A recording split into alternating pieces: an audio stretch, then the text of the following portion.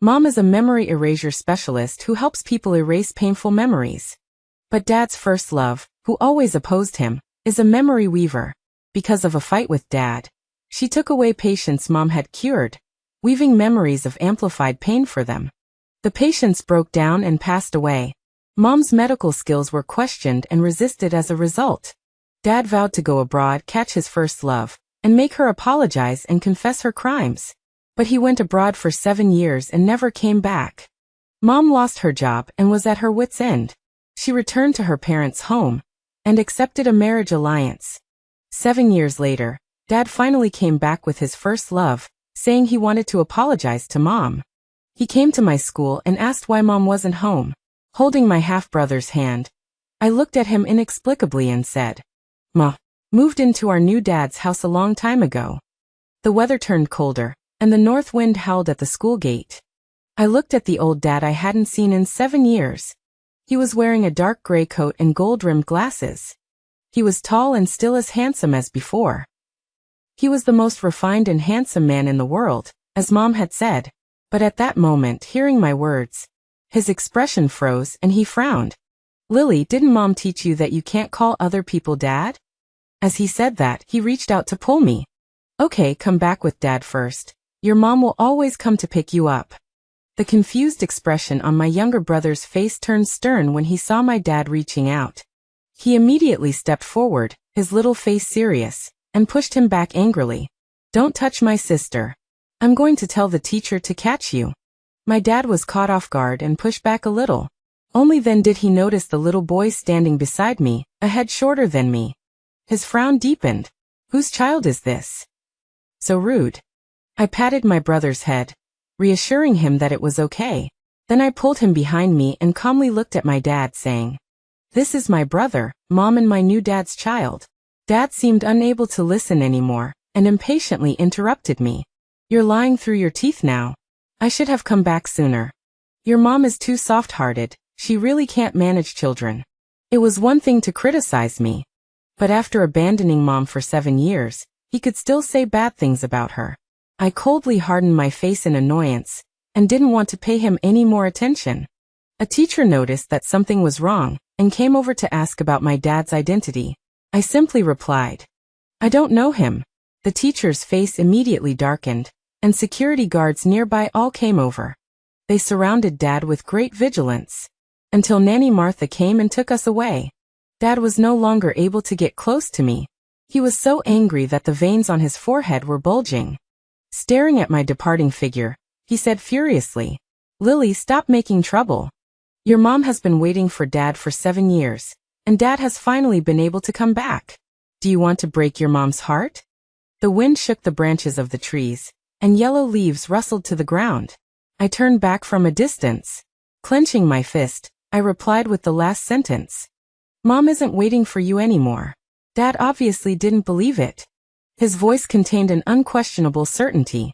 "You're still young, you don't understand. Your mom couldn't live without me before. 7 years ago, she lost her job again, penniless and nowhere to go. What else could she do but wait for me?" So he knew. He knew that 7 years ago, Mom and I were left penniless and with nowhere to go. At that time, I was also suffering from a severe congenital illness. If it wasn't for not wanting me to suffer, Mom might not have. I pulled back my thoughts. I ignored him and left. When I got home, Mom was sitting in front of the French windows, looking through patient medical records.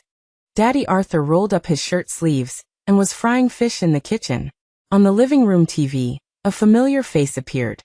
The reporter's voice came out. "Professor David, the youngest orthopedic professor at Jiang City Hospital, returned to the country this afternoon. This is his official return to domestic hospitals after studying abroad for 7 years." Mom's hand, turning the medical records, seemed to pause for a moment. Nanny Martha's expression changed drastically. She hurried over and frantically turned off the TV. She said in a panicked voice, "This channel didn't use to broadcast these things." Mom gently put down the medical records and said slowly, "It's okay, Martha, you don't have to deliberately turn it off in the future." She got up and walked over. Helping me take off my backpack, she patted my brother's head again. From the kitchen, Daddy Arthur's voice came. Wash your hands and get ready to eat. Mom took my brothers and my hands and went to the kitchen to wash them. When we were almost at the kitchen door, I couldn't suppress my inner unease and said, Mom, I went to kindergarten today to pick up my brother. At the school gate, Dad came to find me. Mom's expression froze. I explained. The one from before. That Dad. Daddy Arthur happened to be carrying dishes out. He probably heard what I said. The knuckles of his hand, holding the fish, momentarily turned white, and a strange look flashed in his eyes. But he quickly returned to normal and carried the dishes to the dining room. At the dining table, he ladled a bowl of fish soup for Mom. He said gently, "It was a little salty last time. This time I put less salt, try it." Mom tasted it and said politely and distantly, "It's good." Daddy Arthur cleared his throat. After a long pause, he said in a slightly unnatural, deep voice, "If David bothers you, if you need my help." "No need." Mom put down her soup bowl without emphasis. Calmly and decisively she interrupted him. Mom didn't like Daddy Arthur interfering in our affairs. When they married 5 years ago, Daddy Arthur was very unwilling and set 3 rules for her before the wedding. He said that marital property would not be shared. Only talk about the interests of the 2 families, not feelings. He also said that he didn't like children's noise and wouldn't allow me into his study. Even now, half of his study had long since become a reading corner for me and my brother. Mom was always gentle, but she also always had a good memory. At that time, she had no choice. Only embarrassment remained on Daddy Arthur's face. The meal was eaten in silence. After dinner, Daddy Arthur went out to work overtime at the company. Nanny Martha also left. Not long after they left, the doorbell rang. Mom got up and went over, asking as she opened the door, "Did you forget something?" The door opened, but she was instantly silenced. Wind poured in from outside, silently blowing her coat hem. Her hand on the doorknob remained still for a long time. After a good while, she said coldly, her voice slightly hoarse, What are you doing here?" Dad stood outside the door, bringing with him Aunt Monica, who had killed Mom's patient 7 years ago. When I walked over, I saw his eyes, slightly red, meeting Mom's gaze. "Sarah, long time no see." Mom was momentarily dazed. 7 years was too long. So long that Mom and I seemed to have long since believed that he would never come back. Our lives had also long since returned to normal. But he had come back. But Mom was only momentarily distracted. Soon her face only showed coldness. She went straight to close the door. Dad hastily reached out, blocking the doorway, and grabbed Mom's wrist. His voice carried a hint of urgency. "Sarah, I brought Monica to apologize to you. I promised you 7 years ago." Mom violently sobbed off his hand. Aunt Monica looked unwilling.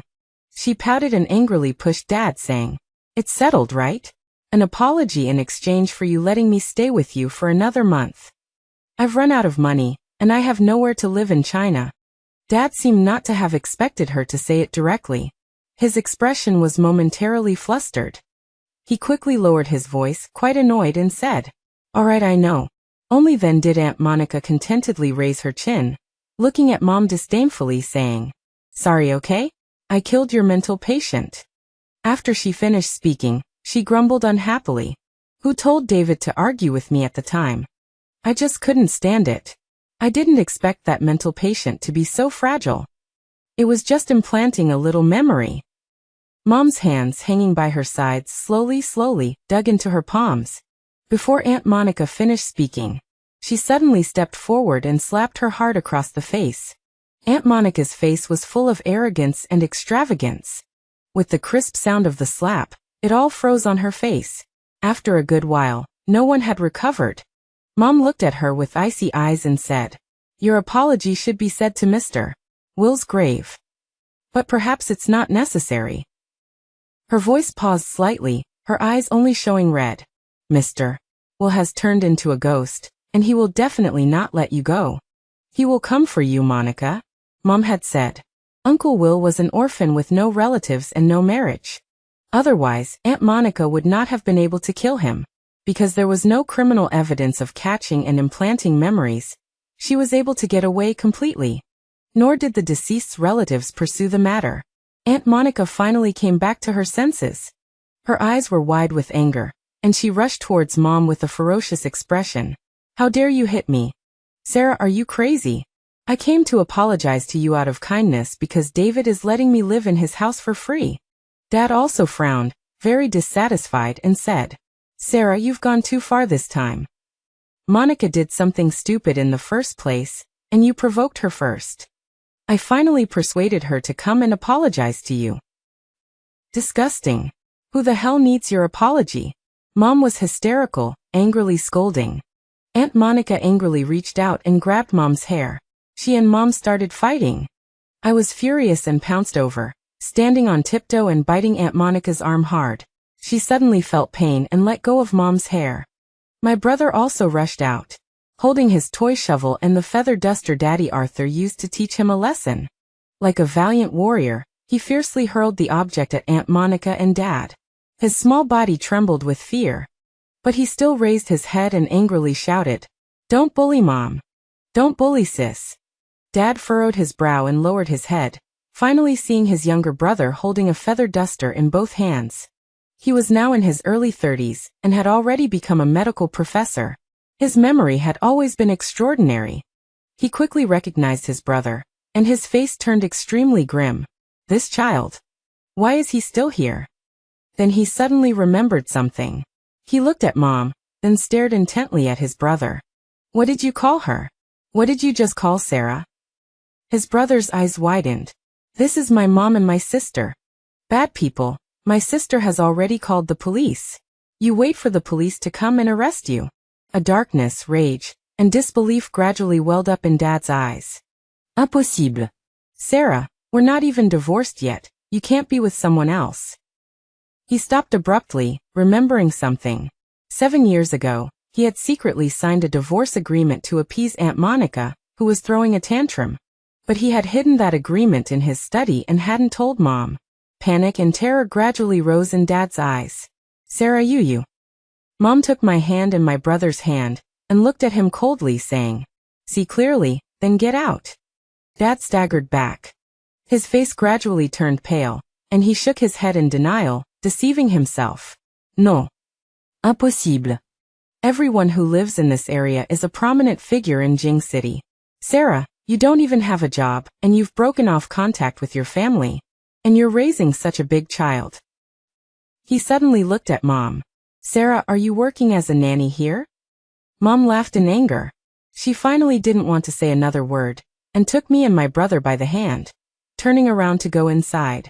Behind us, Dad hurried to catch up. "I know you resent me for those 7 years.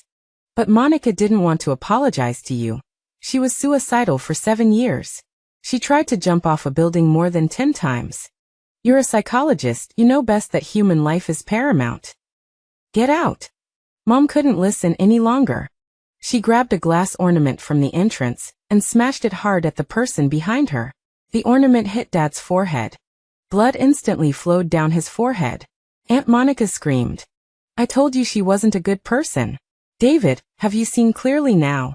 You've been gone for 7 years, and she has such a big son with another man. I've been suicidal for 7 years. That's because I was thinking of you as a brother. So you could see this scheming woman for what she is." Dad suddenly lost control and roared at Aunt Monica. "Shut up. She doesn't have a son with someone else." Aunt Monica instantly lost her temper. "Am I the one who cheated on you? Why are you yelling at me? You really don't know what's good for you." After she finished speaking, she turned and walked away in a huff. The north wind blew even harder, breaking tree branches.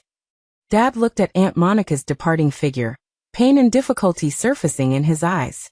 He hesitated for a long time, but still said helplessly, "Monica is just willful. She never grew up. I have to go see her. Sarah, stop lying. Move back sooner. I've already cleaned up the house. I'll find a job for you. Lily needs her father too." Mom pulled me and my brother inside. With a bang, the door was closed. Through the French windows, I saw in the dim light of the front yard. Dad stood there for a long time.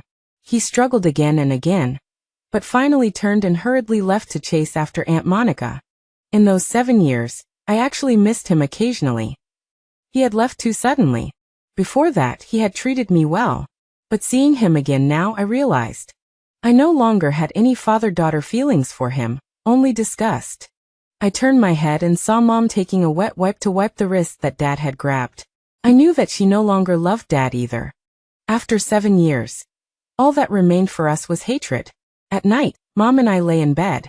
In the bedside table, there was still a bank card. It was Uncle Will's, who had deposited it with Mom 7 years ago. At that time, his condition had improved a lot. He told Mom that when he got even better, he wanted to go to the South to start a small business. He said he didn't want to be trapped in the past anymore. He wanted to live like a normal person. That was also, in my memory, a time when Mom was exceptionally happy. She had pulled a dying, desperate person out of the abyss. But, Mom probably thought I was asleep. She hugged me and whispered, trembling slightly, I originally wanted to chase him abroad and die together with Monica, just to avenge him. My patients are like children that Mom has carefully nurtured. She reached out, her fingertips gently brushing my hair across my forehead. But Lily is still small, Mom can't bear to. Mom still wants to watch Lily grow up well. Mom is really selfish. I leaned into her embrace and whispered, it's not Mom's fault. Mom's body stiffened suddenly, and she lowered her eyes to look at me, who had already woken up. I looked up, meeting her painful and guilty gaze. I raised my hand and wiped away the tears at the corners of Mom's eyes. Lily also hopes that Mom can live well. Uncle Will must have hoped so too. Uncle Will knew it wasn't Mom's fault, and he never blamed her. That's why the only will he left behind before his death was for Mom. He left a will, leaving all his meager assets to Mom. He said, I'm sorry I failed Dr. Sarah and your excellent medical skills. Mom hugged me tightly. I heard her very quiet and desperately suppressed sobs. In the dimness, in the silent swaying of the tree shadows on the French windows, I remembered Mom's past, the past in my memories. Mom said that in her life, she had been cautious in almost every step. The Millers were rich and powerful, but their eyes were only on Uncle Robert, who was 3 years older than Mom. They gave all the best resources to Uncle Robert: academics, companies, connections, shares. When it came to Mom, Grandpa only had one sentence: take care of that face and marry into a family that's most beneficial to Miller Corp in the future. Mom didn't want to. She struggled and fought for many years, ignored and despised by all the Millers. She tried her best to study at the best university she could get into, refusing the art academy her grandpa had arranged for her. After graduation, she had a big fight with her family, refusing the job her grandpa had arranged, the so-called job that future mothers-in-law and husbands would like the most. She went to a psychological clinic and became a memory eraser, helping patients erase painful memories. When she finally carefully won a good life and future for herself, the Millers finally realized that she was really starting to become uncontrollable.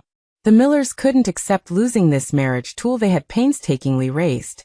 They started to pressure Mom, forcing the psychological clinic to fire her, and making it impossible for her to find a job elsewhere. Dad appeared when she was at her most broken and desperate. He was Mom's senior in college. When Mom was at her most difficult, when other wealthy young men avoided her, he was the only one who helped her. He used his limited savings to help Mom rent a house. When Mom couldn't find a job, he said he would invest in Mom to open a psychological clinic.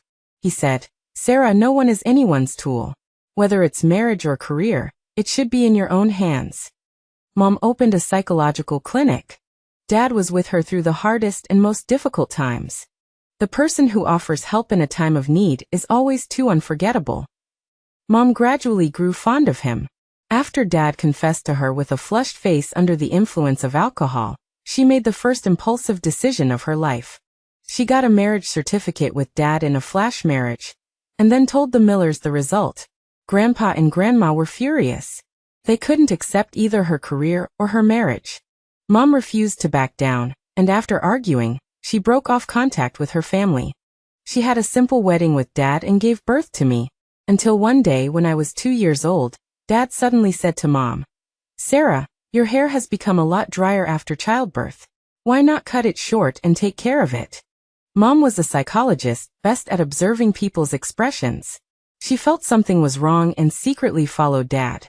Then she discovered Aunt Monica, who had short hair and was boisterously arguing with Dad. When Dad came home at night, Mom asked about Aunt Monica. Dad was stunned for a moment but said casually, "She was half my first love. I didn't know anything back in middle school, just messing around. She just returned to the country recently. She's just a man, childish and reckless. Sarah, if you see her in the future, don't pay attention to her." Mom sat on the sofa with me in her arms and didn't speak for a long time. After that, they argued and had Cold War several times because of Aunt Monica. Aunt Monica said she would come to apologize, but instead, she pulled Dad into the kitchen and sneered. "Is it necessary?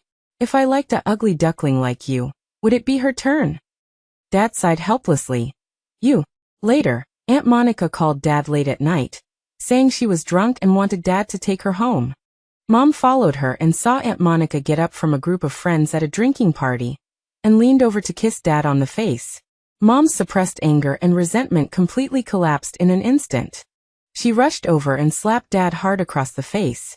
Then she slapped Aunt Monica across the face. Aunt Monica started acting shamelessly on the spot.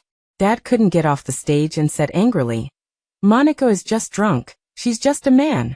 Besides, they didn't even kiss." Mom cursed for the first time in her life at Aunt Monica and Dad. She said angrily, "Act your mom, all of you."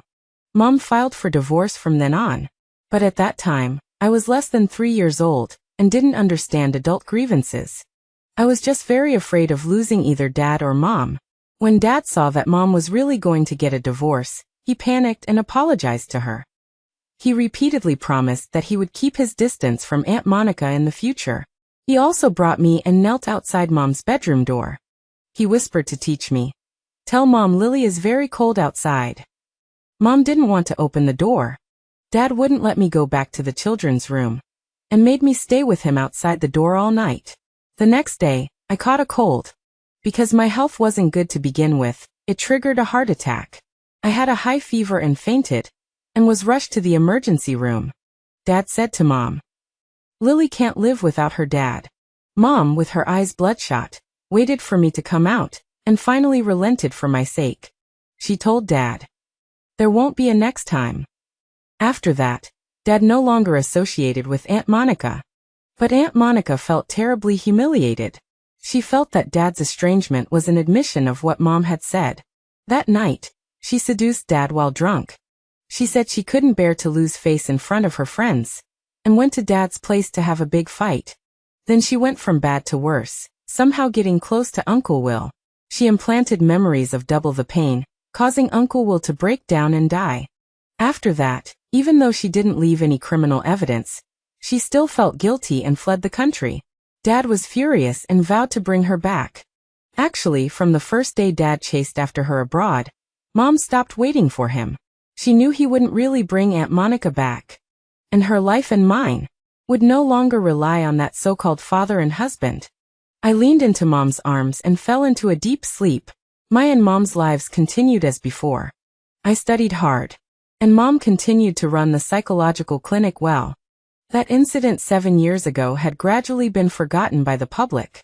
The death of Uncle Will at the time was also determined by the police to be a suicide under severe depression, unrelated to others. Mom's clinic was receiving more and more patients, and was highly praised. She began to plan to open another clinic in Haicheng. The procedures for opening a new clinic were complicated.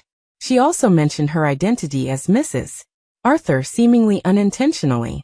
All the procedures became simple and quick. She kept her promise and never mentioned feelings with Daddy Arthur. But when it came to benefits, she never hesitated to bring up Daddy Arthur to get conveniences for herself. And Daddy Arthur was an illegitimate son of the Smiths. It was also through his marriage with Mom, coupled with the incompetence of the Smiths' legitimate son, that he gradually gained a foothold in Smith Corp, eventually becoming the group's president. Mom used to say that she loved Dad, and Dad was her and my support. But now she only tells me that nothing in this world is a permanent reliance. Mountains crumble, water flows away.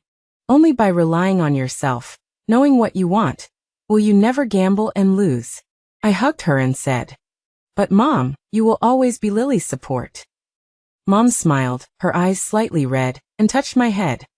Lily, you will always be Mom's support too. I leaned closer into her arms. Mom's arms are always the warmest. My younger brother stood beside me, tugging at my clothes in grievance. Sister, I want a hug too. Mom and I both laughed. Dad still often ran to the psychological clinic to look for Mom.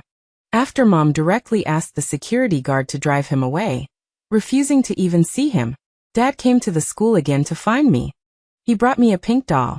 It was what he had promised to bring me the night before he went abroad 7 years ago. At that time, my 3rd birthday was only 2 days away. Dad told me that he was going to bring Aunt Monica back to apologize to Mom.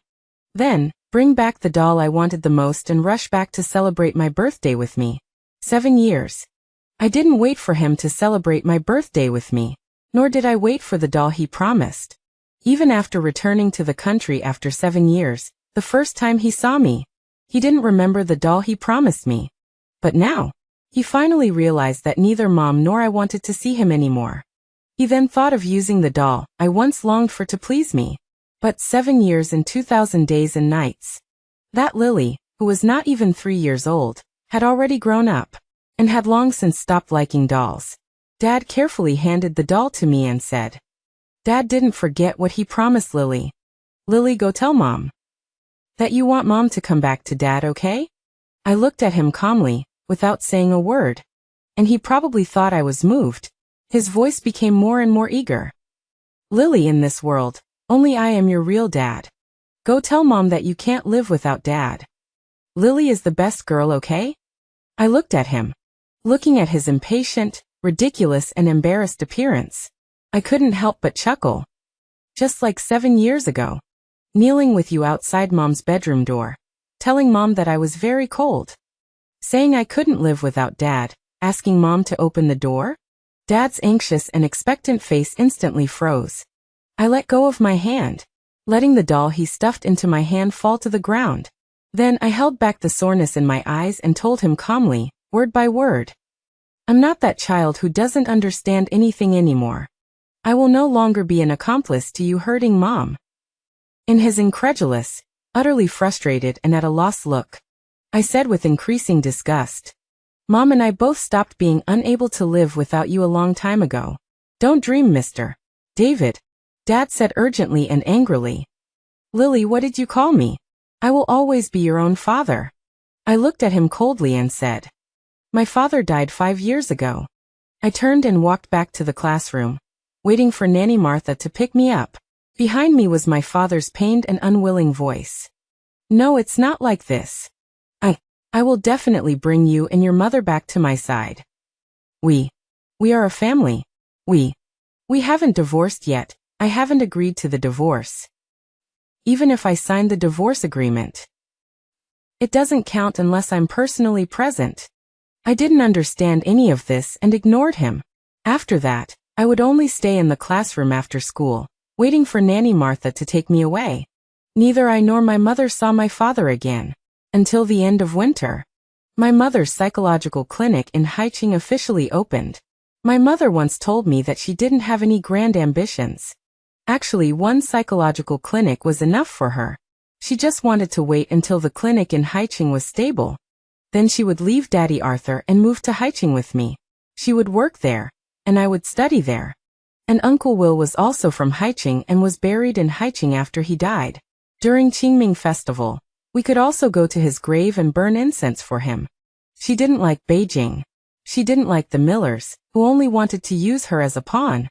Nor did she like that marriage, which was only about interests and not about feelings. She used many years. And even now, she is still trying her best, just wanting to truly break free. The day my mother's new clinic opened, it happened to be the weekend, so I went to Haiching to be with her. Many people came to the clinic to congratulate her. Inside and out, it was almost completely blocked. Most of those people were acquaintances of Daddy Arthur. Subordinates, relatives, or clients. They came to support my mother in order to please Daddy Arthur. My mother greeted them politely. In front of people, she didn't refuse Daddy Arthur's arm around her. Daddy Arthur, who used to hate these occasions, now seemed to be more and more comfortable in them.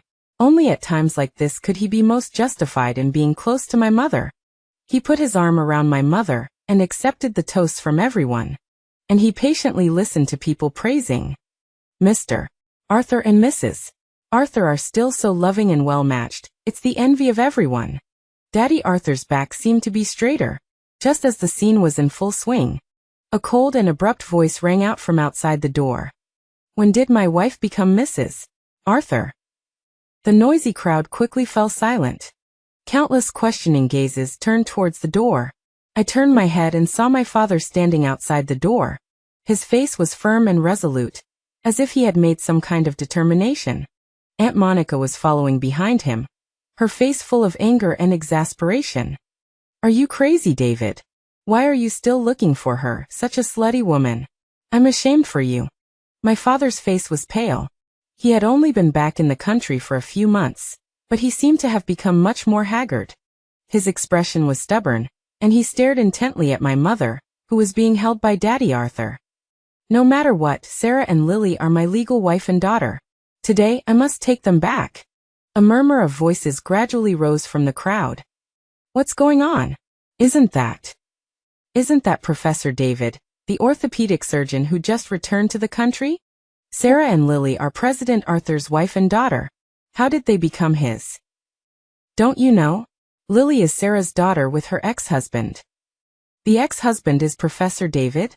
That can't be. Even so, didn't they divorce? Could it be that they haven't divorced yet? The whispers gradually grew louder due to the shock. The group of people who had been flattering and pleasing my mother just a moment ago. Now the way they looked at my mother turned into undisguised ridicule and jokes.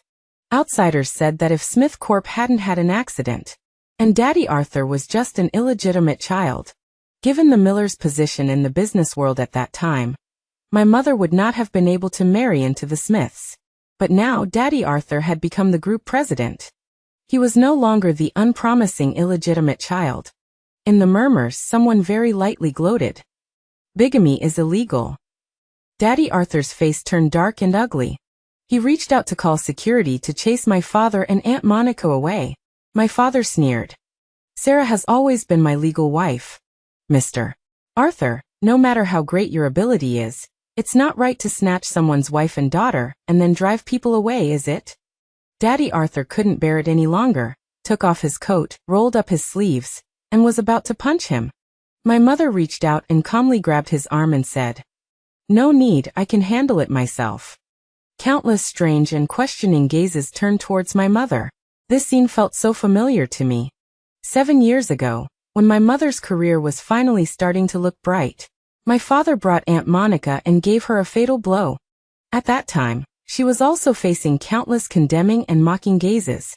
And now, 7 years later, when my mother was finally gradually embarking on the path she longed for, my father once again brought Aunt Monica to push her into deep water. At this moment, I looked at the man outside the door. I could no longer find any trace of the man I used to call Dad on his face. His so-called wanting to win back me and my mother was nothing more than a desperate coercion. Mom walked calmly to Dad. Her voice was icy. Since you're here, let's get everything clear today. In Dad's eyes, there was a fleeting moment of panic and guilt, but he quickly regained his firmness and said, Sarah, I don't know how you managed to get the divorce papers done back then. But I'm sure you know, even if I signed the divorce agreement, as long as I wasn't present to process the divorce, then the procedures you went through are illegal. These years with you and Arthur are called illegal cohabitation. Like a stone thrown into a calm lake, gasps of shock rippled through the crowd, like a drop of water falling into hot oil. Even Daddy Arthur's expression changed at that moment. When Mom married him, he naturally assumed she was divorced. But he probably didn't investigate the specifics. Mom looked up, silently watching Dad, her eyes calm and still. 7 years ago, the night Uncle Will suddenly committed suicide, Mom's emotions collapsed. And Dad suggested he go abroad to find Aunt Monica. The look in her eyes when she looked at Dad then seemed to be like this. Her eyes were like a stagnant pool, with no ripples at all. She simply had no expectations or feelings for Dad anymore. But Dad seemed to think at this moment that Mom's attitude was an admission of what he said. He sighed softly, revealing a magnanimous and tolerant look. But Sarah, I don't intend to make things difficult for you. What's past is past. I can choose not to pursue your and Mr. Arthur's legal responsibilities. As for your little son, although he's spoiled and rude, if you insist on it, I can accept him for your sake. He was already making arrangements, as if it was natural, for what would happen after he and Mom got back together. Halfway through his speech, he looked at Aunt Monica, who was extremely displeased. Then suddenly remembering something, he said, "But Monica hasn't found a place to live since returning to the country. I know you don't like her, she'll move out after staying for a while." So he had been back in the country for months, and Aunt Monica was still living with him. And he could still so confidently force Mom to go back with him. Aunt Monica's face darkened as she said unhappily, "David, what do you mean? Who wants to live with her? She's annoying to look at. Let her live somewhere else." Dad frowned, interrupting her. "If you don't want to, then move out. Sarah is my wife. If I don't live with her, who am I going to live with?" Aunt Monica raised her chin. "Why can't you live with me? What kind of relationship do we have? Weren't there plenty of times we shared a blanket during those 7 years?" Dad's face flushed red and white for a moment, full of anger. You shut up. I only slept on the floor in your place. When did we ever sleep in the same bed?" Mom watched them indifferently, arguing back and forth. Until they finally stopped, she spoke in a faint voice. "David, our marital relationship was dissolved long ago." Dad sighed again helplessly. "Sarah, I told you it's illegal. Even if the divorce agreement was indeed signed by me." Daddy Arthur couldn't stand it anymore and stepped forward saying, "Sarah, let me handle this for you. Even if what he said is true, I will find the best lawyer." Mom looked at Dad, at his triumphant and aggressive face. She chuckled lightly. "Who told you that I used the divorce agreement signed by you to get a divorce?" Dad froze for a moment, and Daddy Arthur also froze. Mom's eyes were filled with coldness, and she continued, word by word. "5 years ago, I applied to the court to declare you dead. In fact, I told him once before. When he came to school to find me, I told him. My dad died 5 years ago. But at that time, he thought I was just being childish and saying angry words. 7 years ago, after Dad ignored everything and chased Aunt Monica abroad, Mom, with me seriously ill, also suddenly lost her job. She was unable to pay for living expenses, unable to pay for my tuition and medical bills. She asked the Millers for help for the first time. But the Millers said they would only help Mom if she agreed to a marriage alliance. Mom suffered from severe insomnia and mental breakdown. When she couldn't hold on any longer, she took the divorce agreement that Dad had signed and went to the Civil Affairs Bureau and the court. Before accepting the marriage alliance, she had to get a divorce first. But everyone told her, if Dad wasn't present, the divorce procedures couldn't be completed. The Millers watched Mom struggling desperately in the abyss of despair with me, and were unwilling to offer any help. Mom went to the court to make a scene, went to the Civil Affairs Bureau to make a scene. She accused Dad of cheating, but the person in charge said they needed valid evidence. No matter how much she broke down and made a scene, she couldn't dissolve her marital relationship with Dad. Until 5 years ago, Dad had been abroad without a trace for 2 years. Mom lived with me in an old and dilapidated place, gradually becoming desperate. The court was so annoyed by Mom's constant noise. A judge finally gave Mom a subtle suggestion, saying that after a relative or spouse cannot be contacted for 2 years, you can apply for a declaration of absence or death. Once the declaration is established, the marital relationship can be dissolved. That was when Mom and I were desperate, and about to fall completely into the deep sea, and finally grabbed a life-saving straw. Mom finally got divorced, and then with a dirty face and a disheveled appearance, returned to the Millers. This time, she was begging for a marriage alliance. My congenital heart disease required expensive medical treatment and care. Her medical skills were questioned and resisted because of Uncle Will's suicide back then. The mental clinic closed down and she couldn't find a good job. The meager salary she earned to support me was like a drop in the bucket. Grandfather didn't even want to see her. Grandmother glanced at her, her eyes filled with disgust, saying, "Looking so awful, divorced with a child." Did you think a marriage alliance is something anyone can go for?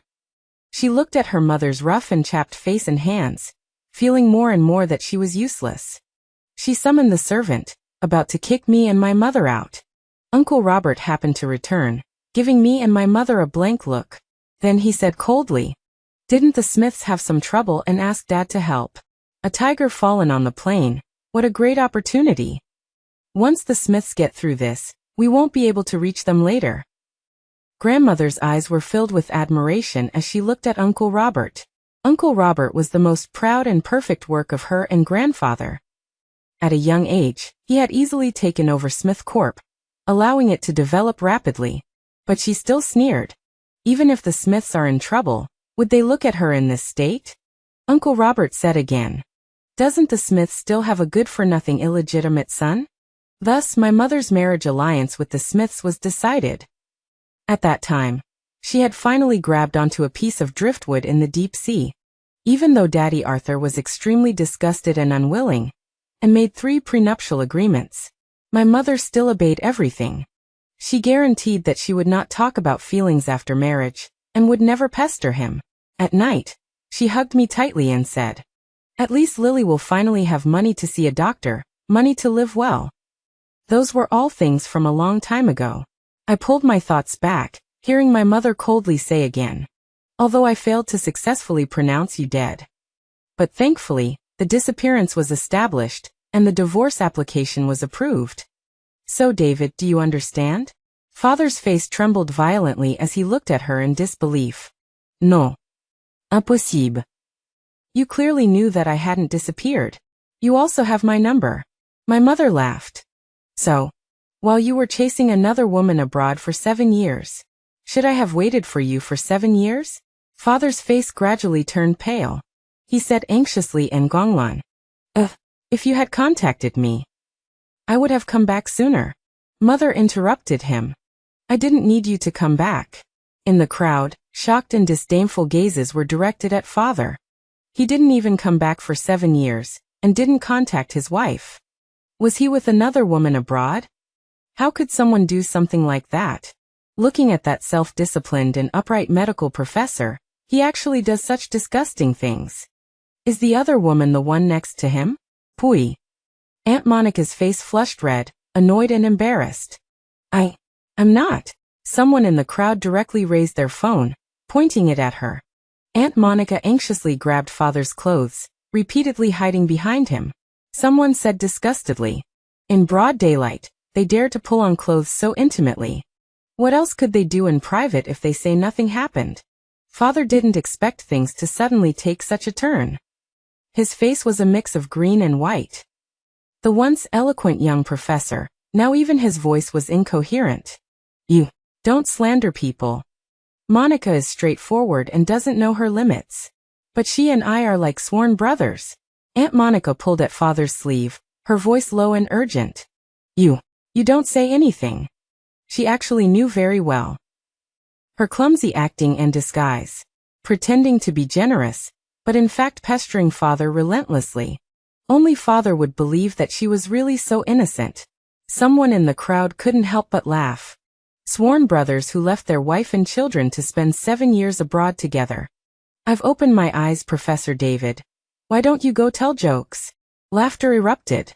Someone immediately uploaded the video they took to the internet, titled "The New Definition of Sworn Brothers." Father's face was now only iron blue. He squeezed into the crowd to stop them. "You are spreading rumors, infringing on portrait rights. It's illegal." Aunt Monica couldn't take it anymore. She covered her face and cried, turning to run out. But someone stepped forward and anxiously stopped her. "Don't go yet. There are still people who haven't taken pictures. How can sworn brothers cry?" The crowd fell into chaos. Laughter and sarcastic voices arose. In the chaos, my mother walked to my side. She gently took my hand and said, "I had a swing specially made in the backyard for you and your brother to play on. Want to go see it?" I nodded and followed her to the backyard. Behind us was father's desperate and helpless voice. "Sarah, don't go. You listen to me." But the crowd blocked him. Then Daddy Arthur's security guards came and controlled him. My mother and I ignored it and walked to the backyard. The noise and commotion from the front hall finally dissipated around us. Mother took me to see the swing and pointed out the fenced-in garden plot to me. All Lily's favorite flowers will be planted here. The flowers will bloom when the weather warms up next year. Lily will definitely like them. At most a year, Mom should be able to manage the clinic here well. Bring Lily and move here. I subconsciously asked. What about Daddy Arthur and little brother? A gust of wind rose in the deep winter courtyard, causing the swing to sway silently. Mom tightened the scarf around my neck a little. After a long silence, she said softly, Mr. Arthur won't be coming. As for your brother, if he's willing to follow Mom, we'll bring him here. I felt sad. Even though I knew that Mom had been waiting for this day for many years, I still couldn't help but say, in a trembling and urgent voice, little brother is still young. He doesn't understand anything. He shouldn't know how to make a choice yet. He was only 4 years old. Mom and I were by his side when he was born. He never understood the stiffness and awkwardness in Daddy Arthur and Mom's relationship. In his mind, Dad and Mom were just Dad and Mom, and I was just his sister, like parts of his body, never meant to be separated. That kind of choice for him was too cruel. Mom pinched my scarf with her fingertips and lowered her head. I saw her red eyes and the slight trembling between her fingers. In that moment, I suddenly really wanted to say, actually, Daddy Arthur doesn't seem that bad either. But I heard a sudden voice not far away. The contract is a bit urgent, so I brought it over for you to sign. I turned my head and saw Daddy Arthur standing not far away, and the secretary Linda, walking towards him with the contract. Daddy Arthur silently looked in our direction. He must have heard what Mom and I said just now. I saw his calm eyes, the corners of his eyes seeming to be slightly red. He didn't know what he was thinking, or maybe he was just distracted. A few confetti pieces from the confetti cannon were stuck on his shoulder. Secretary Linda seemed to remind him softly, and then reached out to brush them off. Daddy Arthur lowered his eyes to look at the person in front of him, without dodging. Mom then softly said to me, Mr. Arthur probably has someone he likes. That's Secretary Linda? But I felt that Mom and him were the most well-matched. I lowered my eyes sadly, and followed Mom out of the backyard. In the evening, Daddy Arthur drove us home. Mom casually asked him, Isn't the driver here today? Daddy Arthur said unhappily, I prefer to drive myself. Mom looked at him strangely. She opened the back door, wanting to sit in the back with me and little brother. Daddy Arthur angrily opened the passenger door for her and said, Isn't there room in the front? The more Mom looked at him, the stranger he seemed. On the way back, little brother and I watched cartoons in the back seat. Daddy Arthur had a stern face, and kept glancing at Mom from time to time, seemingly afraid that she wouldn't notice. Mom then asked again, Is everything okay at the company? I saw Linda coming to find you from so far away. Daddy Arthur gave a very heavy, cold laugh. So you saw it, you're so generous. He was referring to the secretary Linda, helping him brush the confetti off his shoulder. Mom was silent for a long time. She turned her head to look out the window, and after a while, responded softly, Between us, there's no such thing as generosity. Only talk about interests, not feelings. Was the first rule that Daddy Arthur discussed with Mom before they got married. The car fell into a long silence. Only little brother, completely unaware, pulled on me and exclaimed, Sister, look, the monster is defeated again. Daddy Arthur glared at him in the rearview mirror and confiscated his phone. Little brother cried all the way home. At night, Mom was in the bedroom helping me with my homework. Daddy Arthur suddenly hugged his quilt and coldly pushed the door open, saying, I'm sleeping here tonight. I've asked the nanny to help Lily with her homework. He seemed to have been angry all day, although Mom didn't seem to pay much attention. I stood up with my homework, confused. I hurried out, not wanting to witness the disputes between adults. As I left, I heard Daddy Arthur say in a very dissatisfied voice, Sarah, fulfilling necessary marital obligations is also part of the agreement. I went to the study. Nanny Martha left after helping me finish my homework. When I went out to return to my bedroom, I happened to see Daddy Arthur carrying his quilt out. I vaguely heard his angry voice. I don't have the hobby of sleeping with a dead person. Responding to him was the bang of the bedroom door closing. In a fit of anger, Daddy Arthur slept on the floor outside Mom's bedroom. When I went downstairs to get a glass of water late at night, he was still lying outside the door, rolling around in his quilt. Clearly his resentment hadn't dissipated. He was holding his phone, looking at the news, mocking Daddy and Aunt Monica, and constantly clicking on the payment interface, buying popularity for the news. I couldn't help but ask him, "Dad, isn't it cold on the floor?" Daddy Arthur raised his voice towards the door. "It's not cold, I'm in good health." The bedroom door finally opened. Mom looked down at him expressionlessly and said, "Come in. You're not sleeping? The child has school tomorrow." Daddy Arthur immediately got up and took his blanket inside, his face reluctant. "I'm not sleeping on the sofa is too hard." The weekend ended, and I went to school as usual. The news about Dad and Aunt Monica was spreading more and more intensely. Dad, following the hospital's advice, issued a statement. He said that his years abroad were just normal medical studies, and he had hardly any contact with Aunt Monica. As for being photographed several times taking Aunt Monica to the hospital abroad, he argued in his statement. At that time, she was suffering from depression and frequently contemplated suicide. She jumped off a building, her life hanging by a thread. Even if she were a stranger as a doctor, I would have lent a hand. He completely severed his relationship with Aunt Monica. He didn't even mention just brothers.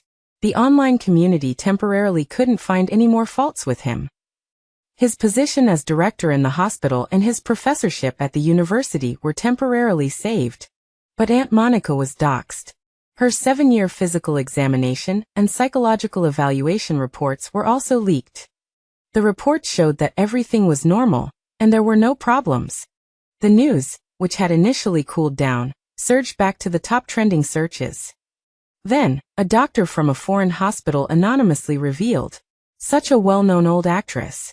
Jumping off buildings, she always picks soft grass. Crashing cars, she always picks slow-moving cars.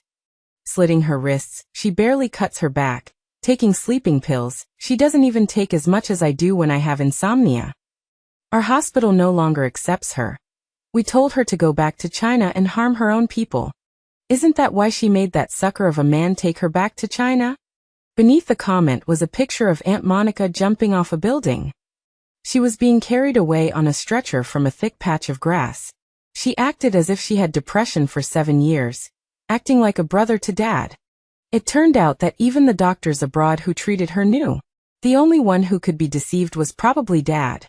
I suddenly wondered, when Dad sees the truth that even strangers can easily find out, when he sees the true face of the so-called innocent, frank, and uninhibited Aunt Monica, what kind of expression will he have? But Mom doesn't care anymore, so I don't have much interest in exploring it either. Aunt Monica opened a psychological clinic in China, claiming it could cure various psychological illnesses through a new type of treatment that implants beautiful memories. Because of the online public opinion storm, the clinic quickly became deserted and faced closure. But I think Uncle Will lost his life. My mother was saddled with a crime and struggled for so many years. And although Aunt Monica is now hated by everyone, and her clinic can't continue, it's still far from enough for her to atone for her sins. But for Aunt Monica, who has always been smooth sailing and always able to calculate success, this is already a huge and unbearable grievance. During the final exams, I still got the top grade in the year. Mom took me and my brother to the mall to celebrate. After we finished eating, we just happened to run into them. Aunt Monica, her hair disheveled like a shrew, was tightly grabbing Dad, angrily arguing about something. She no longer had that frank and unrestrained look from before. Clutching Dad's sleeve tightly, her eyes bloodshot, she said, "You think you can hide from me for the rest of your life? David, you've ruined me. You've made me lose face. Are you satisfied? Are you and Sarah satisfied?" Dad no longer had the helpless, tolerant look he used to have when facing her. He pushed her away with extreme disgust, his voice full of resentment. "How dare you come looking for me? You faked your illness for 7 years, and all your suicidal attempts were fake. Monica, you." His eyes, full of extreme hatred, also contained deep regret and pain. He continued, almost gnashing his teeth, word by word. So disgusting. How could I, for someone as scheming and despicable as you, have abandoned Sarah and Lily for a full 7 years? His eyes gradually turned red. His shoulders trembled, and he raised his hand to cover his face. Aunt Monica suddenly took a step back. She stared at him and laughed miserably. You say I'm disgusting. You actually say I'm disgusting. David, what are you pretending for? You chased me abroad for 7 years. You're a medical professor. Could you really not see at all whether I was faking it or not? Dad suddenly let go of his hand and desperately refuted, trying to deceive himself. If I could have seen through your true colors sooner, I wouldn't have believed your countless suicide attempts. I would have returned home long ago to find Sarah and Lily. Aunt Monica's eyes were bloodshot, and she laughed hysterically. Do you believe that yourself? You were just going along with it, pretending to be stupid, enjoying me and Sarah fighting over you. You enjoyed me scheming and desperately clinging to you abroad. And you believed that your wife and daughters would always be unable to leave you, standing in place and waiting for you. Waiting for the day you got tired of me trying to kill myself for you. Then you could return home, and everything would be the same. Dad's face turned red and white, and he interrupted her words in a rage. Shut up. You're talking nonsense. If I hadn't been kept in the dark by you. The number of onlookers in the mall gradually increased. Soon someone recognized them, and discussions arose. Isn't that the sworn brother who jumped off buildings abroad for 7 years? Isn't the other one Professor David? Taking her to the hospital for 7 years. TSK, how dare they show their faces in public? Dad's face became extremely unsightly. He looked at Aunt Monica as if she were a terrifying monster. He retreated backward, trying to distance himself from her and leave this place. But Aunt Monica wore a look of resolute determination. Crying and shouting, she stubbornly blocked his path. Her voice became increasingly shrill and resentful. You really are being kept in the dark. Wouldn't you have, in 7 years, dared to make even one phone call to Sarah? Eugène Sien disliked, resented her for not being as good as before after childbirth, and chased after me abroad. Yet you felt guilty and didn't dare touch me, nor did you dare contact her. You fantasized that after 7 years, such a long time, Sarah would definitely let go of her resentment and welcome you back home. But she's already remarried, and her son is 4 years old, ha ha ha ha. David, you miscalculated. Dad's face gradually became deathly pale. He shook his head, lost and dazed. No, it's not like this. I was just deceived by you. Aunt Monica looked deranged and emotionally out of control. She no longer avoided the phone cameras pointing at her. Her eyes were wide with fury, and she laughed maniacally. Film. You all just film away. I don't care anymore. I'm already a pariah. My life can't get any worse than this. She believed that losing face and losing the clinic she ran was the worst thing that could happen in her life. She glanced sideways, then looked at Dad's panicked and angry expression and screamed. I've been ruined. David, you won't have it easy either. I'm going to let everyone know that you weren't deceived by me at all during those 7 years. You just Sien disliked, resented your wife after she gave birth and had an affair in your mind. I'm disgusting, but how much better are you? Dad was infuriated beyond endurance and slapped Aunt Monica hard across the face. You shut up. The sound of camera shutters clicked rapidly, capturing the scene of him hitting her. The scene was pure chaos. As Mom and I left, I heard Dad's hollow, desperate voice. How could I ever have thought you were better than Sarah? I'm really crazy, I'm crazy. After that scene at the mall, Dad's reputation was completely ruined. Even without ironclad proof of his infidelity, public opinion was enough to crush him. Banners accusing him were hung at the hospital's main entrance.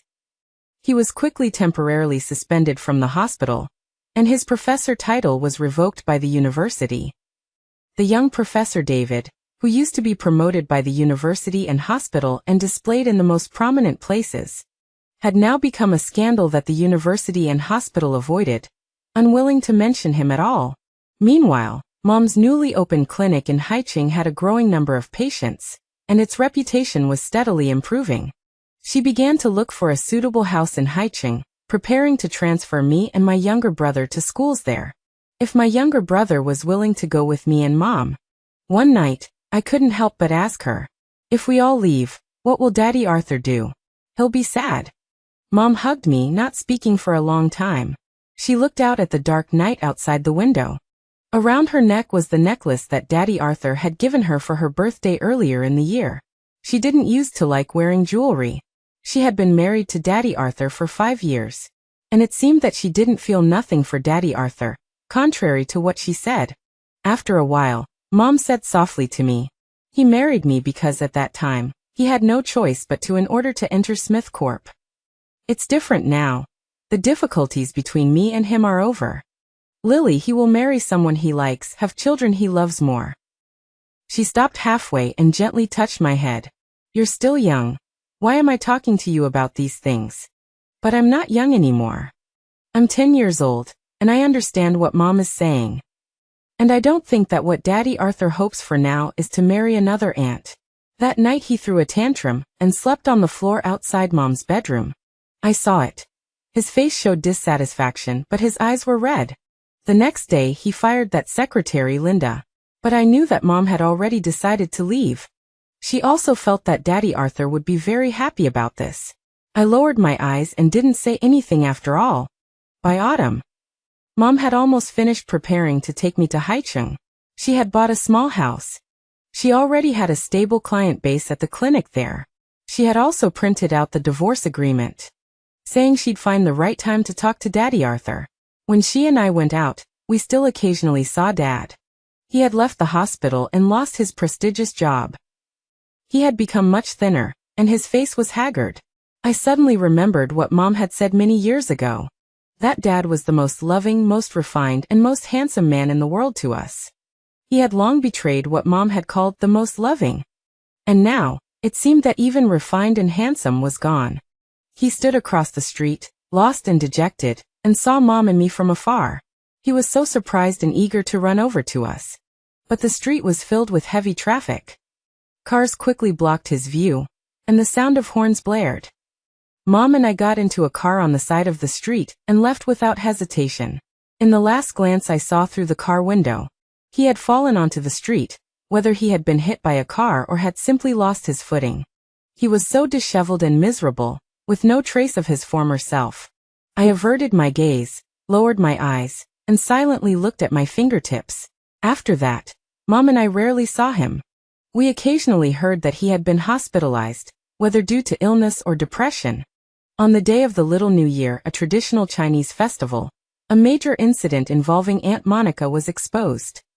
A female patient whom her previous clinic had treated sued her for receiving huge sums of money and illegally implanting severely false memories in the patient. That female patient was once abducted by a middle-aged man. In a state of confusion, she was taken to Aunt Monica's clinic. The man gave Aunt Monica a large sum of money. He wanted her to implant memories in the woman, saying that he was her loving husband. Until the woman's family discovered something was wrong, and went there with the police. The woman, after being treated by a psychologist, remembered being abducted by the man, and having memories implanted by Aunt Monica. At that time, she had been living with the man as husband and wife for over half a year. The woman completely broke down, losing control and attempting suicide, nearly losing her life. The family was extremely emotional. They said that even if it meant losing everything, they would make sure Aunt Monica and that man died. The psychologist no longer healed and saved people, but became an accomplice to criminals. The entire internet was shocked and angered. The police quickly investigated. They found that Aunt Monica's psychological clinic, which helped people implant memories for treatment, was completely illegal. She had not obtained a formal business license. Her previous patients and clients were all contacted privately. She had already been attacked by public opinion for over half a year, and her mental state was on the verge of collapse. After this incident, she was arrested by the police and sent to prison. Perhaps in a state of mental distraction, she began to frequently remember killing Uncle Will in the past. Or perhaps she was mentally disturbed, making a scene and saying that a female prison guard looked a lot like Uncle Will. No one paid attention to her, and the female prison guard still appeared in front of her frequently. In prison, She became increasingly insane and desperate. In the depths of winter, when Mom started preparing to leave with me, Grandpa suddenly called her. The nearly 60-year-old man, on the other end of the phone, his voice was panicked for the first time. Your brother has suddenly disappeared. He left a huge mess at the company. He suddenly said he was gone and disappeared. No one can contact him. Ask him. If he's tired, I can approve a leave for him. That man who was always decisive and never contradicted. His tone, for the first time, carried a hint of guilt and appeasement. He seemed to be getting old too. Mom hesitated again and again, but still called Uncle Robert. That number that had been lying in her phone all these years. But it was the first time it had been dialed. The phone was answered quickly. Mom looked at the call duration that had started counting, stunned for a moment.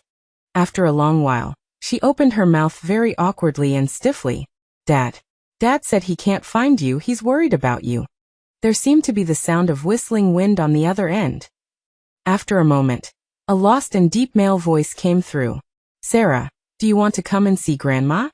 Grandma's grave hasn't been cleaned for many years.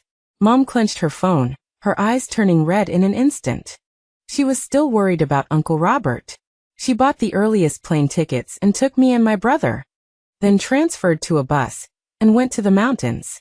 When we found Uncle Robert, he was in his great-grandmother's old house, chopping vegetables, lighting a fire, and preparing to cook. His exquisite coat was stained with firewood ash and mud, but he was completely unaware, silently stuffing a new piece of wood into the stove. When Mom took me and my brother in, he heard the sound and looked back. A very deep look, but his voice was very calm.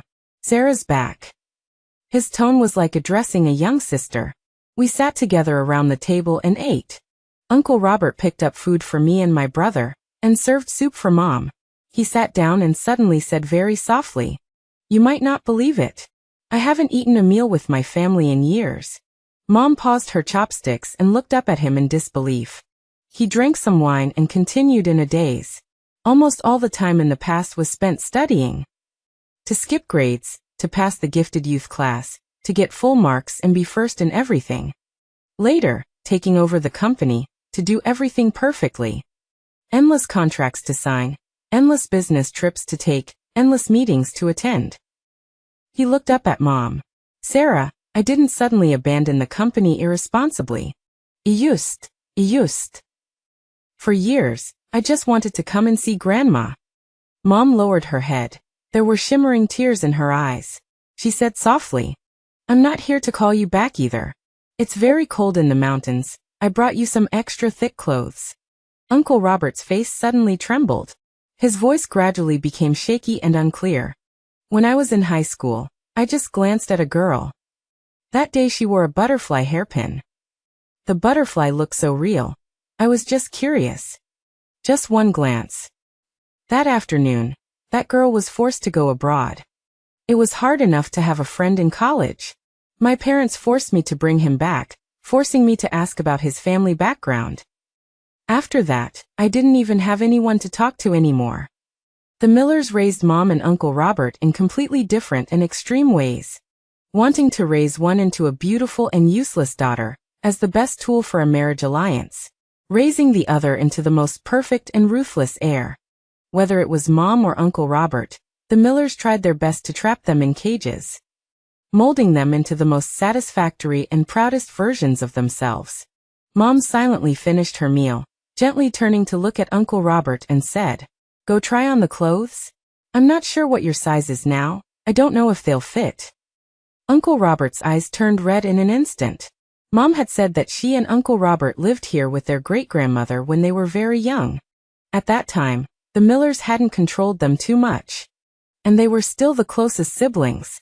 Uncle Robert followed Mom to try on the clothes, and the size was just right. Over the years, Mom and Uncle Robert had no contact. But I knew that she occasionally saw him from afar. She always couldn't help but secretly look at him for a long time. Mom said softly to Uncle Robert, "Wear it if it fits. It's cold in the mountains, this is thick and warm." Uncle Robert looked at Mom for a long time with his eyes lowered. After hesitating for a long time, he finally reached out and helped her tighten her scarf. "You two, Sarah, don't catch a cold. Mom turned her head and looked at the swirling snow outside the door. I saw a tear suddenly fall from the corner of her eye. Mom took us, saying we'd stay here for a few days. Together with Uncle Robert, we'd keep Great-Grandma company. The snow fell all night long. A cold wave struck, and the mountains were freezing cold. The next day, the road iced over, and the road leading to the mountains was blocked. Uncle Robert said that he would return to Jing City, back to his original life, when the ice and snow melted. We sat in the old house roasting by the firewood crackling as it burned. My younger brother had never seen it before and kept exclaiming in surprise. Uncle Robert reached out and put my younger brother on his lap. He then talked about proposing that Mom marry Daddy Arthur. Actually, it wasn't for profit. I had some dealings with Arthur in business at that time. He seemed cold on the surface, but he didn't seem like a bad person. Everyone outside said he was an illegitimate child. But actually, his mother was Chairman Smith's first wife. After his wife passed away from illness, Chairman Smith became wealthy. He remarried and hid his first marriage from the outside world. I just thought at the time, if you had to have a marriage alliance, marrying Arthur, perhaps at least you wouldn't have too bad of a life. The fire was burning high, reflecting Mom's eyes and making them appear red. Early the next morning, my younger brother and I were playing in the snow outside. In the distance, we suddenly saw a blurry black dot. The black dot gradually grew larger, and my younger brother exclaimed, "It looks like a puppy." He tugged at me and ran over. The black dot got closer and closer, gradually becoming the figure of a person. The figure swayed and staggered. I finally saw clearly that it seemed to be Daddy Arthur. My younger brother stared at him for a while, then suddenly shouted, "Daddy! Daddy!" He rushed over and bumped into Daddy Arthur's arms. The expected hug didn't come. Daddy Arthur fell to the ground with a thud from the impact, and passed out. Mom and Uncle Robert were both startled. Uncle Robert went to great lengths to send him to the town hospital for emergency treatment. It wasn't until the next morning that Daddy Arthur finally woke up. Mom was both angry and anxious, her eyes red, and she said angrily, "The roads are closed because of the snow. Why did you come all the way here?" Daddy Arthur had an four in his hand, and looked pale and pitiful. He was scolded by Mom. He lowered his eyes and dared not look at her again, but his voice was still full of dissatisfaction. "I saw the divorce agreement you put in the cabinet. Sarah, I won't agree." Mom stared at him coldly without saying a word. Daddy Arthur looked like he was ready to die rather than give in. "I'll transfer all the shares in my hand to you, and all the assets will be in your name. I had the lawyer void those prenuptial agreements a long time ago. Anyway, I just won't agree to a divorce." He raised his head again and looked at Mom awkwardly. "I'll correct my mistakes. Tell me what to change and I'll change it." Mom stared at him for a long time, finally sighing. "How long did you walk in the mountains?" Daddy Arthur's face immediately became even more pitiful. The bus arrived in town late at night. There were no cars going into the mountains after that. Mom looked at him in disbelief. "You mean you walked all night?" Daddy Arthur nodded. "I went to the mountains with you 2 years ago, and thought I remembered the way. But the road conditions in the mountains are too complicated, and I still took several wrong turns. By the second half of the night, my phone was dead. But I thought, you seem like you really want a divorce and might not come back. So no matter what, I had to find you." Mom glared at him with red eyes, but couldn't say a word for a long time. Daddy Arthur cautiously reached out and took her wrist, saying, "I'm sorry, I resented my dad at that time, and I also resented the marriage alliance he arranged for me. I said a lot of very bad things to you. Sarah, I regret it." Mom was silent for a long time, and finally said in a slightly hoarse voice, "All right, lie back down. Hospital gowns are thin. Don't you know it's cold?" Uncle Robert and I looked at each other silently and smiled. Outside the hospital room door, my younger brother was still obliviously playing with his monster. Outside the window at the end of the corridor, the morning sun shone in. Uncle Robert said to me gently, "The snow has stopped, and the sunny day has finally arrived. Lily, don't you think?" I nodded. "Yes, the sunny day has arrived." After Daddy got discharged from the hospital, we went back to Jing City together. On New Year's Eve, Uncle Robert, for the first time in a long time, didn't look at contracts and joined us for New Year's Eve dinner at a restaurant. After dinner, I saw Daddy again outside the restaurant. He was already sitting in a wheelchair. It seemed he was in a daze and had a car accident because of it. He had one leg amputated and would have to rely on a wheelchair for the rest of his life. He had already been fired from the hospital because of a scandal.